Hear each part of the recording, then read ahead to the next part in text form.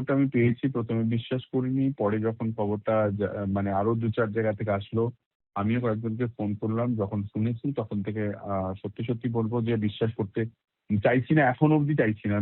এখনো মনে হচ্ছে যে খবরটা মিথ্যে হোক। এই বয়সের একজন অভিনেতা, ব্রিলিয়ান্ট একজন অভিনেতা, obviously এই বয়সে চলে যাওয়া obviously আমাদের ইন্ডাস্ট্রির জন্য ক্ষতি তো হলোই। তার পরিবারেও রও ক্ষতি হলো আরকি। পরিবারের জন্য আরকি এটা খুবই খারাপ। তোমার হাত ধরে ইন্ডাস্ট্রিতে আসা এবং তারপর তার একটা দীর্ঘ জার্নি এবং এই হুম। জনপ্রিয়তা তোমার হাত ধরেই এসেছে এবং বিভিন্ন সময় বিভিন্ন রকম সময় গেছে, কিন্তু একজন অভিনেতার ৪২ বছর বয়সে এরকম একজন বলিষ্ঠ অভিনেতার চলে যাওয়া তো টলিউডেরও আক্ষরিক অর্থেই ক্ষতি। অবশ্যই ক্ষতি। আমাদের টলিউডের ক্ষতি এবং ও নাটকের সঙ্গেও যুক্ত ছিল না। হ্যাঁ। হ্যাঁ? এবং আমার মনে হয় সব ইন্ডাস্ট্রির জন্যই ক্ষতি হলো এবং সবথেকে যার ক্ষতি হলো সেটা হচ্ছে ওর পরিবারের ক্ষতি হলো obviously। হুম। হ্যাঁ, যে এই বয়সে চলে যাওয়া, এরকম একটা ট্যালেন্টেড ছেলে অনেক কিছু করতো আমি দেখতাম আরকি, শুনতাম আরকি।